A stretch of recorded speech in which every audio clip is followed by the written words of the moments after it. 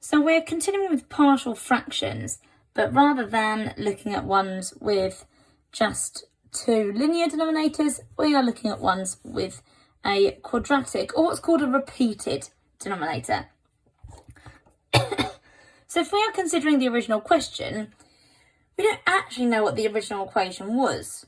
It could have been a over x minus 5 plus c over x plus 3 all squared. It could be two equations with an x plus 3 denominator, or it could be all three of these.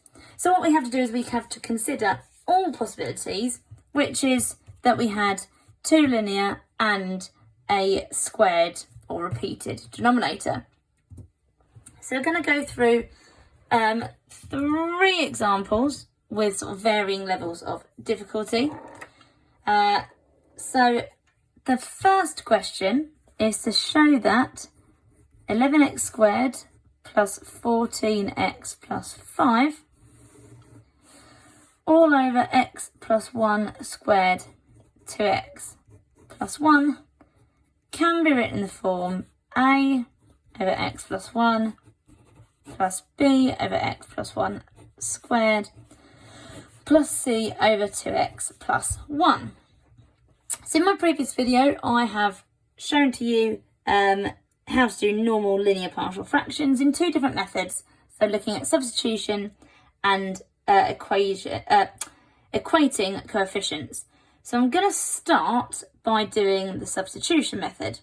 So the first thing I need to do is make sure I've got my numerators the same by having a consistent denominator. So effectively I need the same denominator on each of these as this hand side. So I would get, and I'm just going to repeat that, a would need to be multiplied by x plus 1 and 2x plus 1 to give me x plus 1 squared times by 2x plus 1. Because obviously originally I had x plus 1, so I need to times x plus 1 by another x plus 1 and by 2x plus 1. B would just need to be multiplied by 2x plus 1 because it's already got an x plus 1 all squared denominator. And c would need to be multiplied by x plus 1 squared because it's already got a 2x plus 1 denominator. I'm just going to find a piece of paper. This one often tends to be the one where they make mistakes because they will multiply the numerator by x plus 1 squared. So you do just have to be really, really careful here. So now we've got that, I know that the numerator on the left-hand side will be the same as the numerator on the right-hand side, which would be the sum of all of these numerators.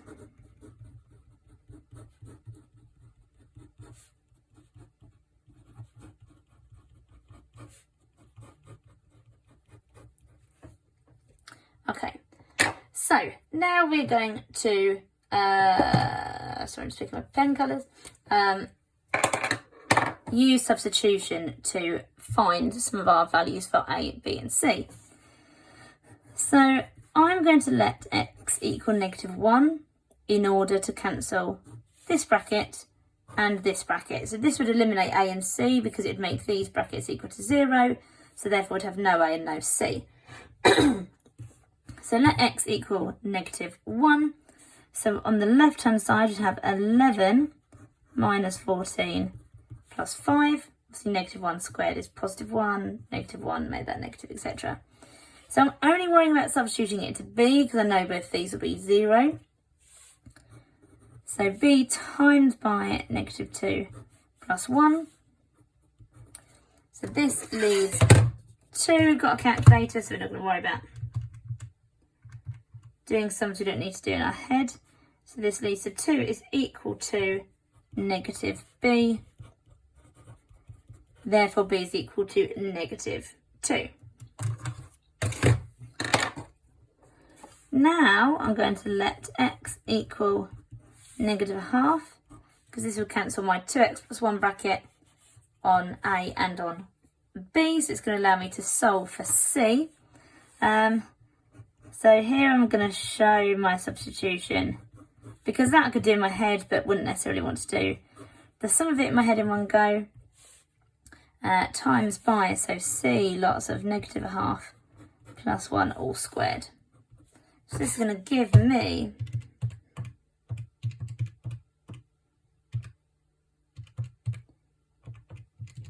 now you'll notice that I am always putting my negatives in brackets, and I'm not worrying about putting brackets, say times by 14 times by negative 0.5, because my calculator does bid math. So I get 3/4 is equal to negative 0.5 and 1 squared is equal to 1/4 of C. So therefore C is equal to, because we've got 0.75 times 4. C is equal to 3. Now here we have a problem. A is being multiplied by 2 brackets, and I have eliminated both of them in order to solve for B and for C. So for the second part, we have to equate coefficients. So I think I said in my video last time that there would be circumstances where we have to do equating coefficients. This is the case. So what I'm going to do is I'm going to substitute in my values for B and C that I've already got. So 11x squared plus 14x plus 5 is equal to A, and I'm going to expand the brackets as well as I go along, because obviously I want to equate my coefficients. So I get 2x squared plus 3x plus 1 minus 2 lots of 2x plus 1 plus 3 lots of x squared plus 2x plus 1. I'm going to expand all my brackets.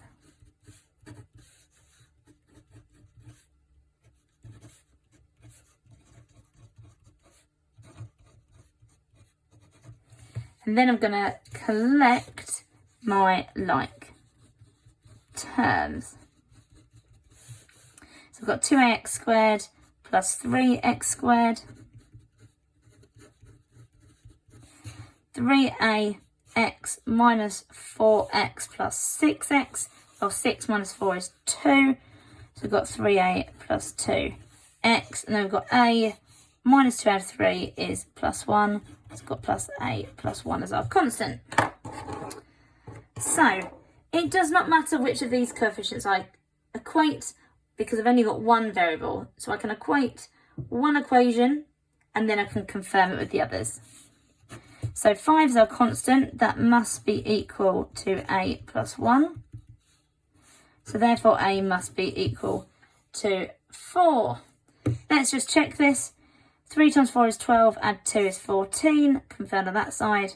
2 times 4 is 8, and 3 is 11. Perfect. So we've checked in our head that definitely works for the others. So it wants me to express my final answer in that form.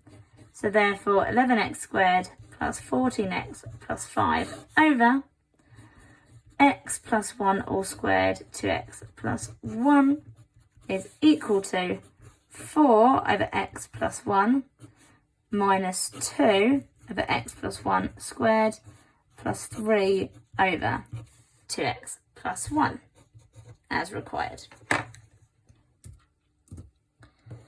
So this is an example from the Edexcel textbook that we work from.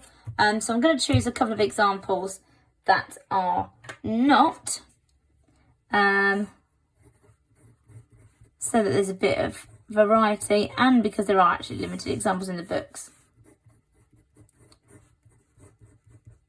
So we want to express 3x squared plus 6x plus 5 over x plus 2 squared x minus 3 in partial fractions.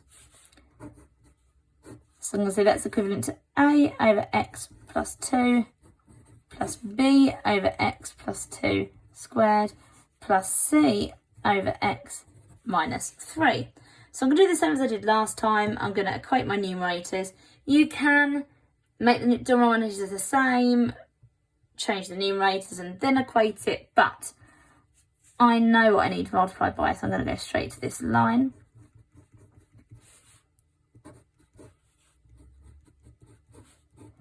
So 3x squared plus 6x plus 5 is equal to a times by x plus 2, x minus 3, plus b multiplied by x minus 3, plus c multiplied by x plus 2 squared. So I'm going to do the same as last time. Let x equal to negative 2. So I get 3 times by negative 2 squared plus 6 times by negative 2 plus 5, which is equal to, well, I know it's going to eliminate those two brackets. So I'm just solving for b. So it's b lots of minus 2 take away 3. So do all that on my calculator.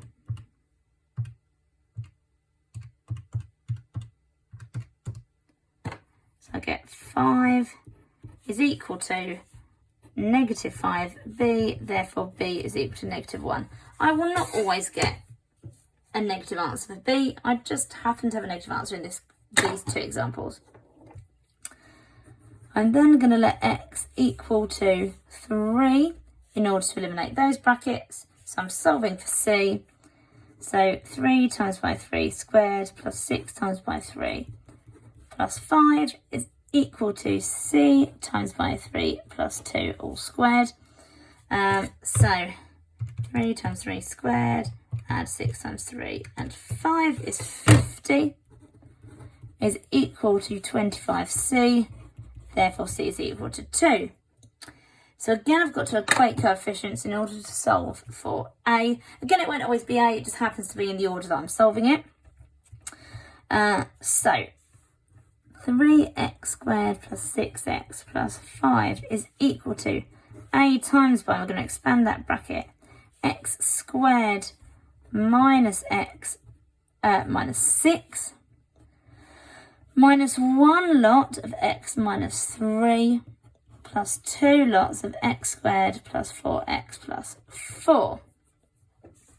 So 3x squared plus 6x plus 5 is equal to ax squared minus ax minus 6a minus x plus 3 plus 2x squared plus 8x plus 8. I'm going to equate my coefficients again.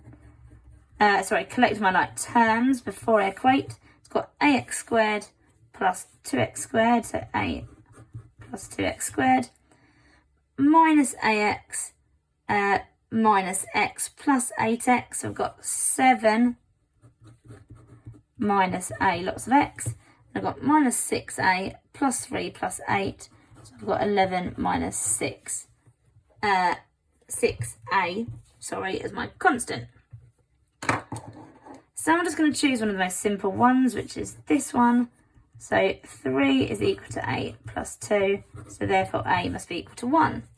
7 minus 1 is 6, 11 take away 6 is 5. Perfect, works.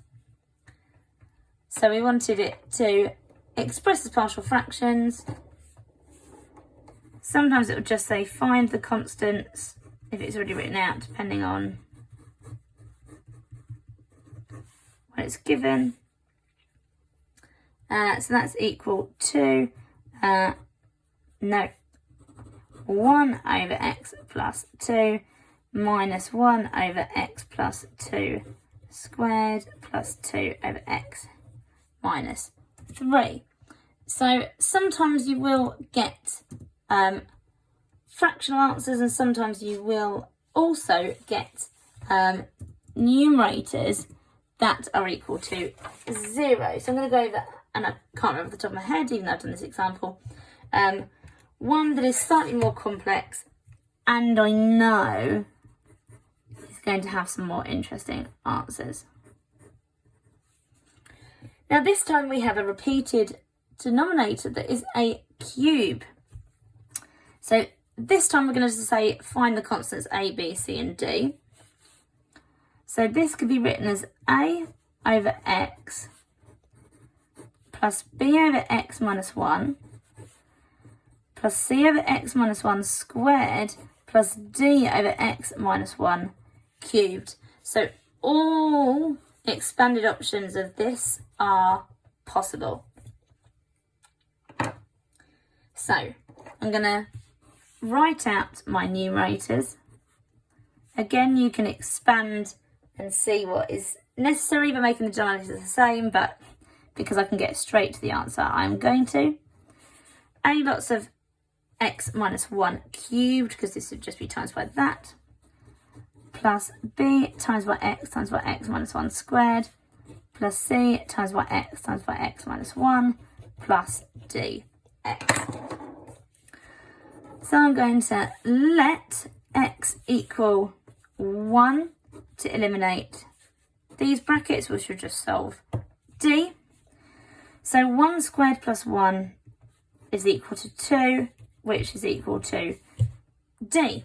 That is really easy solving. It is worth me just going straight to that. I'm now going to let x equal 0, because that would eliminate my x, which means I'm solving for a. So 0 squared plus 1 gives 1. Minus 1 cubed is negative a, so therefore a is equal to negative 1. Great. Now I can't solve for either c or b, which means we're going to have something a bit more complicated. So again, I'm going to substitute in what I know and expand this side. So x squared plus 1 is equal to a, which is minus 1 lots of, so we've got x minus 1 cubed. Now you can expand it in parts, or you can use your binomial expansion knowledge, which you should have. If you don't, just take the time to expand it properly, but I am going to use my binomial expansion knowledge. So I'm going to get x cubed minus 3x squared plus 3x minus 1. Plus, now I don't know b, so I'm going to have b, x minus 1 all squared, I know is x squared minus 2x plus 1, and times that all by all by x. So I'm going to get x cubed minus 2x squared plus x, plus c, lots of x squared minus x. Now I know that d is 2, so it's plus 2x. So I'm just going to expand all of that. I've got minus x cubed plus 3x squared minus 3x plus 1, plus bx cubed minus 2bx squared plus bx, plus cx squared minus cx plus 2x. And I'm going to collect all my like terms together. It's got minus x cubed plus bx cubed. So I've got b minus 1 lots of x cubed. Plus, now you've noticed from all of these I've always done a plus, and if I have a negative in there I deal with it inside the bracket. So 3 lots of x squared minus 2b lots of x squared plus c lots of x squared. So I've got 3 minus 2b plus c lots of x squared minus 3x plus bx minus cx plus 2x. So I'm going to deal with my constants that I know. So 2 minus 3 is negative 1, but I've got plus b and plus c. And then my constant, I've just got plus 1. So I can equate any coefficients to either side, but to me it makes sense, I'm just going to make that clear, as a squared, it makes sense to do the one that only has one variable, because then you can solve. So I'm going to do my x cubed. Now I've got no x cubed on that side, so therefore 0 is equal to b minus 1, which means that b is equal to 1. Now I can equate one of these, substitute my answer for b and solve for c. So I'm going to use this one. So I've got 1 lot of x squared. So 1 is equal to 3 minus 2b plus c. So 1 is equal to 3 minus 2 plus c. So 1 is equal to 1 plus c. So therefore c must be equal to 0. Now what that means is, coming up to back to the original equation, is that this value is missing. So if it were to ask me to write them all out, or write this out as partial fractions, I would get, and I just need annoyingly to lift this up, but I will have to keep moving up and down. X squared plus 1 over x minus 1 all cubed is equivalent to minus 1 over x plus b is 1 over x minus 1. This will be missing, and I just have the d, which is plus 2 over x minus 1 cubed. So this is where the x minus 1 squared term is missing. So the only thing that left really for me to show you, which we didn't last week either, is if you have a question that gives you a fraction answer. Now I'm not going to give you the right answer. So let's say I have, it's any constant. I'm going to put lowercase a because I'm saying this is an example. Let's say it's equal to, and this can apply for linear or not. So I'm just going to say x minus 5x plus 3 because it doesn't matter. Is equivalent to a over x minus 5 plus b over x plus 3. Let's imagine I've done all the working and I get a is equal to 2/5. So I'm just realising on my screen. So let's imagine this circumstance occurs. It doesn't matter really what this question is, which is why I put lowercase a, because I'm just saying a number over x minus 5x plus 3 can be expressed like this. Let's imagine I get a is equal to 2/5. I obviously can't, when I put it back in here, I can't write it as 2/5 over x minus 5. So instead what I do is I bring my denominator down. And I can either write it as 2 over 5 lots of x minus 5, or 5x minus 25. Both of these are valid options if I have a circumstance where one of my values is a fraction. This happens a lot more than the examples that I've gone through suggest. It's just the examples that are selected, and obviously I chose this example to show that 1 equals 0. If this happens, it's absolutely fine. You just bring it down to the denominator. So, and I know this is more likely to occur than perhaps complete integer answers are. So then my repeated factor examples. If you need reminding how to do normal partial fractions, obviously go to my other YouTube video, which I'll try and put in the comments, although that might be edited afterwards. But hopefully it'll be in the comments, so you can go to that YouTube video. Otherwise, you're welcome to do some practice on it, and then go and watch my video, which I'll also link, which is the next one on partial fractions that involve algebraic division problems.